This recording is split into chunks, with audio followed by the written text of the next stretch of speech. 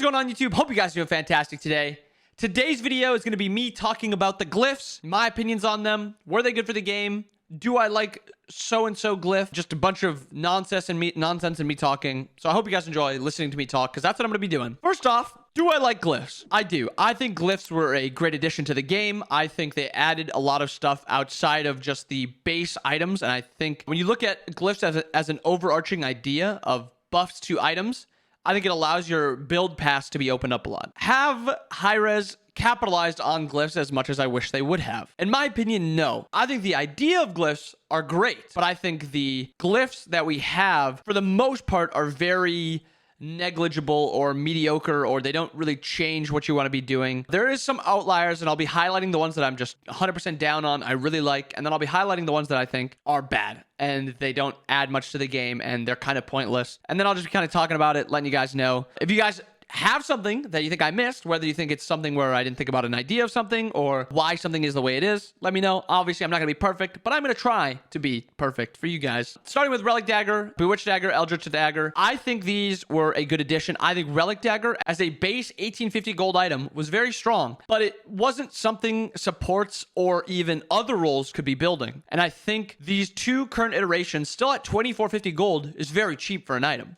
And I think Eldritch Dagger's passive of when you activate your relic, you gain protections, kind of offsets the item not buying stats. And it doesn't make it super overwhelming where it just gives base stats, because a Relic Dagger with base stats would probably be an auto buy. I mean, certainly it would be an auto buy. Getting your relics off 40 seconds earlier every time. Imagine a mid laner who can rush this item that needs like a survivability item, something like Breastplate, Wingblade, whatever. But instead of those items, it would just build Relic Dagger. So on top of having those protections, you'd have a Beads on an 80-second cooldown. You'd have Aegis on an 80-second cooldown. It would kind of be game ruining. So I think this iteration of Eldritch Dagger is very good. And I like that they also threw on the ability to see wards too. I like that they added it, but I don't think it does what you want it to do. Because who's burning a relic and not fighting immediately after? If you burn a relic, 99% of the time, a fight is happening right then and there. It's not you clearing out an area. You're not burning your blink just to see if they have relics around an area. Well, you could. And I think that's like the one downside. I think something of maybe when you activate a relic, your protections are increased by 15%. It's perfect. And then something along the lines of if you stand still for 3 seconds, you get a sentry effect, or for 5 seconds, you get a sentry effect for 5 seconds that allows you to see wards. Maybe that would be a little busted, but some other way to proc the warding thing would be a lot nicer. I know you can feel more free to use your relics because they're on a 40-second cooldown. So if you want to be able to see wards with it, you can. But I think that part is just kind of an afterthought for most reasons you're buying this. Eldritch Dagger is just I'm going Thebes, I'm going Sov, I'm going Eldritch Dagger with the upgrade, or Relic Dagger with the Eldritch Dagger upgrade. So I can blink in and I can still be tanky and I can just blink in more often. And I think it hits the spot with that. But like I said, the ward spot doesn't really hit on. I do think it's a little expensive for what you get from it. You're getting some semblance of protections and the ability to see wards, but it's still 600 gold you're paying towards it. That's kind of a part I'm going to be talking about a lot, is 600 gold. Having every relic cost the same amount of gold is so bad for balance. Imagine every single item had to be balanced around a 700 tier 1, 1400 tier 2, 2100 tier 3, and then so on and so forth. Like, that's just how the game was balanced. It's super unhealthy trying to balance these items, because some items just have a lot of value and some items just have really bad value, and you need to be able to lower or raise the cost depending on that. I think Eldritch Dagger at 2450 is maybe a little expensive, because you compare to Bewitched Dagger, which is a 25% attack speed reduction and a 55 unit radius. This is insane comparatively. 600 gold for this is worth it. 400 gold for this probably makes it worth it. And I think that is something that Hi-Rez should look at. 600 gold for all these items just doesn't make any sense. Touching on Bewitched Dagger, I think it's a good way to introduce Witchblade back into the game. A lot of times Witchblade was just an unhealthy item. Either it was so OP that you just had to buy it, or it was so bad that if you bought it, you were griefing. And that's kind of the point, that Bewitched Dagger is now this. You get something on top of your attack speed reduction. You get 40 seconds off your relics. So if you want to be able to abuse the enemy ADC, you can blink onto them more often and get that attack speed relic, attack speed debuff onto them, or do it to the enemy mid laner who's playing an auto attack god, or the jungler. And I think it's something where you no longer only care about that attack speed reduction because you're getting something on top of it. On to probably one of the most OP and one of the worst ones in my opinion. I think Amulet of Silence is so bad. 90% of the time, you're just DRing them on top of your own abilities. You're playing Sylvanas. If you root somebody and then auto them, yeah, they're going to be silenced, but at that point, they're instantly going to be getting up from their CC that they've been hit by.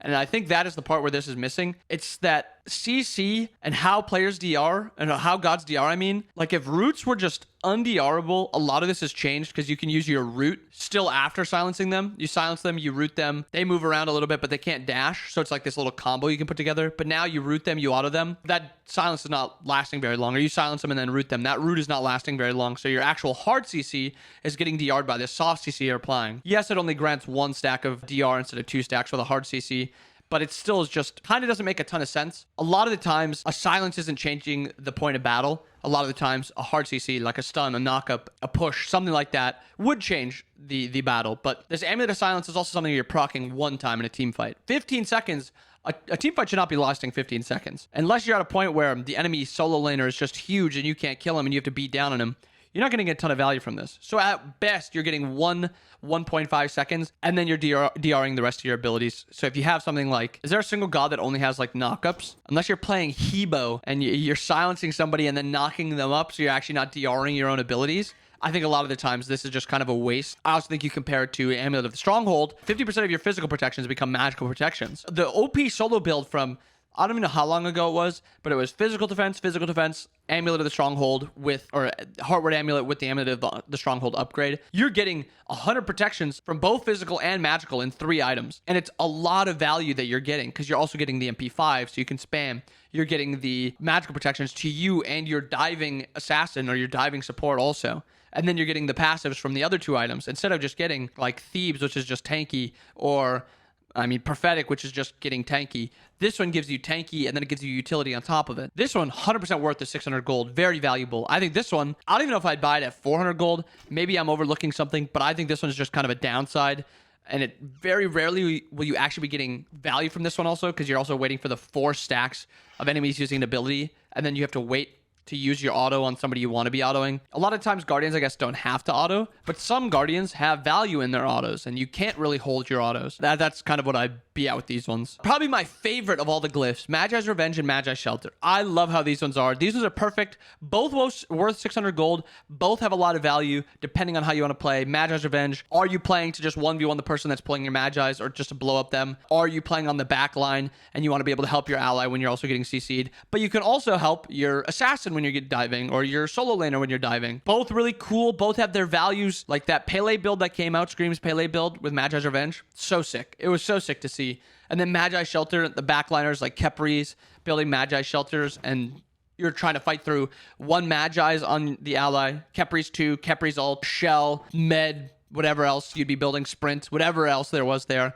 There's a lot of value in Magi Shelter, and I thought it was cool seeing this one played. These ones are like the pinnacle, 10 out of 10. Hyra's knocked it out of the park. Both absolutely sick. Both the breastplates, they have this very niche spot where they can be bought. This one, reducing basic attacks from enemies by 15% for 5 seconds, is good. You're waiting for your ult. They also have to be within 60 units. So if they're auto-attacking you and you ult, they should be inside that range as long as your ult doesn't take 60 seconds and they can back up. But it's just, there's the value there for 600 gold just doesn't seem worth it a lot of the times. And then you compare it to Breastplate of Determination, where this one you're getting stacks of protections, both magical and physical. And then you get a burst of movement speed and double your protections when they're procced. Granted, you can't control this one, so it doesn't have a ton of value either, in my opinion. I think these ones are in the lower tiers of the glyphs of buy them all the time if you buy Breastplate. A lot of the times, if you buy Breastplate, you're going to be building, well, I guess, unfortunately, a lot of times you're not even building Breastplate because Prudent's just better. But if you're building Breastplate, you don't really care about either of these upgrades at any point until like just 6 items where you're just kind of upgrading.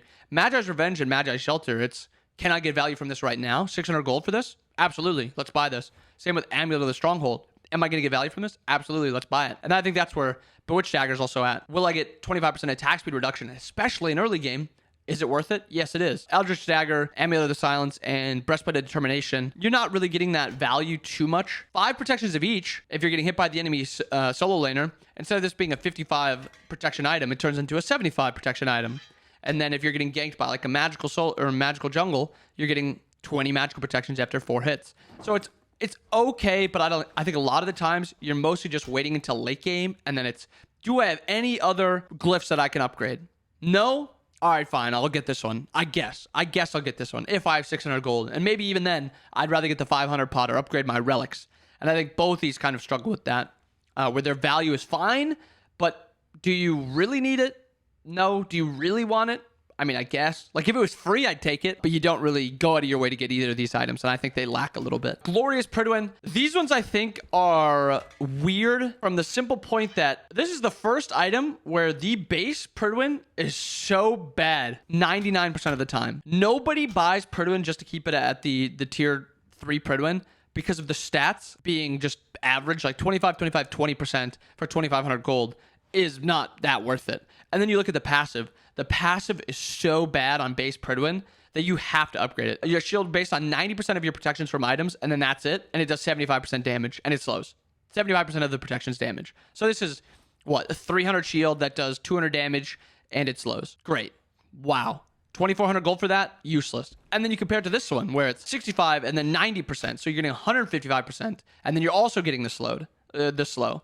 And you're also getting the shield. Great. This one's a good one. This one does a lot of damage. It used to be a lot better, and they kind of gutted it. And I think it's in a worse spot than Reverent Pradoen now. But I think it still fills its niche of, do you want to do a lot of extra damage when you're diving?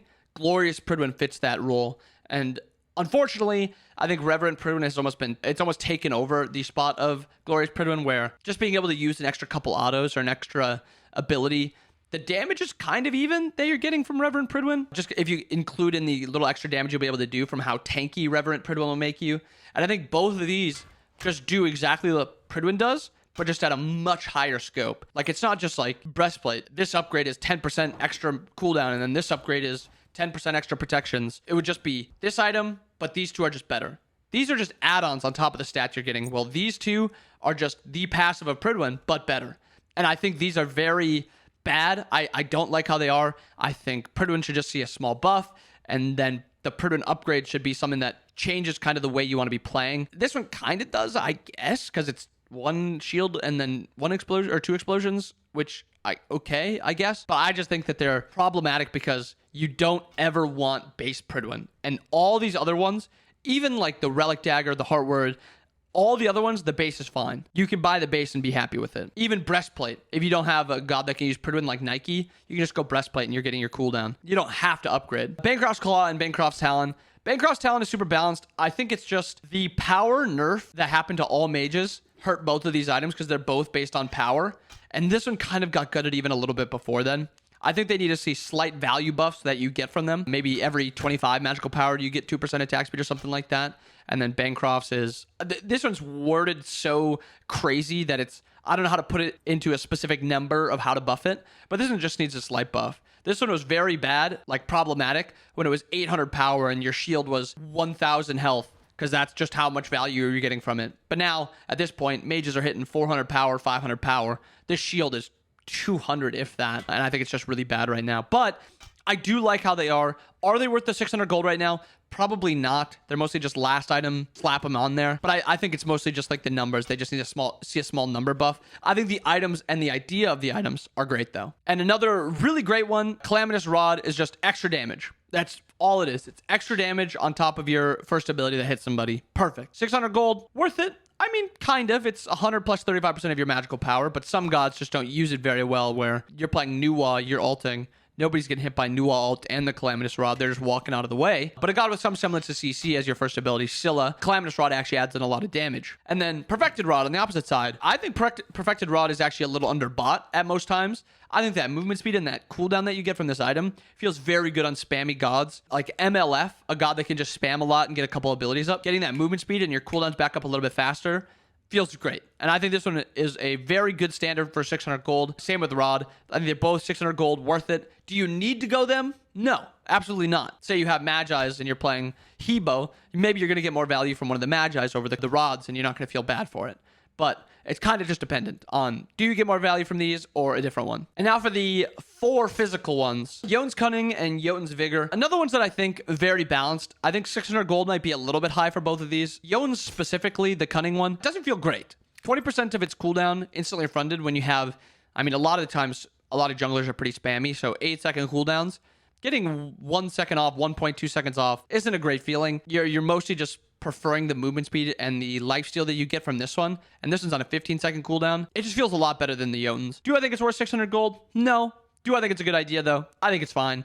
Maybe bump it down to 400, 500, and it'll feel a lot better. Jotuns, though, perfect. I love this one. Whenever I'm building Jotuns, and I'm a Jotun's lover, I'll go Jotun's Vigor a lot of the time. Ferocious XE and Heavy XE. This is probably, other than Magi's, my favorite combo also, because they both have play styles to them, where this one is your auto attacks will shred a lot more and a lot faster, but it's at the rate of your attack damage, or your attack speed is dropping a little bit. But for gods that don't care about that attack cap, a lot of junglers, some warriors even, this is a very good value item. And then Ferocious Executioner.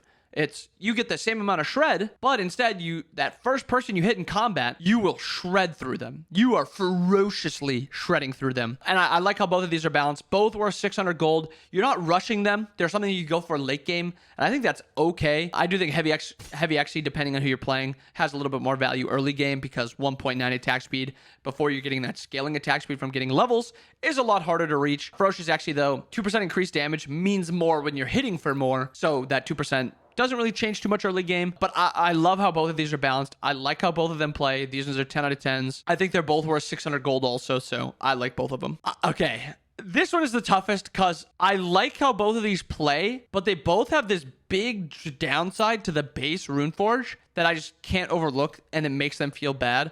Along with Runeforged having pretty bad stats. 25 power, 200 health, 15 HP 5, 20 MP 5. For 2,300 gold, nah, you gotta give me a bump somewhere. Put it at 30 HP 5 or 30 power, 250, maybe 300 health. And then I think it contests Frostbound, but just the base stats. Frostbound, you're healing more, you have more health. You actually have the passive on an 8-second cooldown. This one, your passive's on a 15-second cooldown. Worse stats. Like, all around, I think Runeforged problem kind of lies at its stats. It's also more expensive. But I think on top of that, the passive of Runeforged is actually pretty solid. Hard CC, you put this symbol on the ground and they take 10% more damage when they're inside of it. And then you look at Flameforged, which is the same exact thing, but additionally, enemy gods will be taking damage based on your protections. The problem is, this got absolutely gutted, and it is now terrible.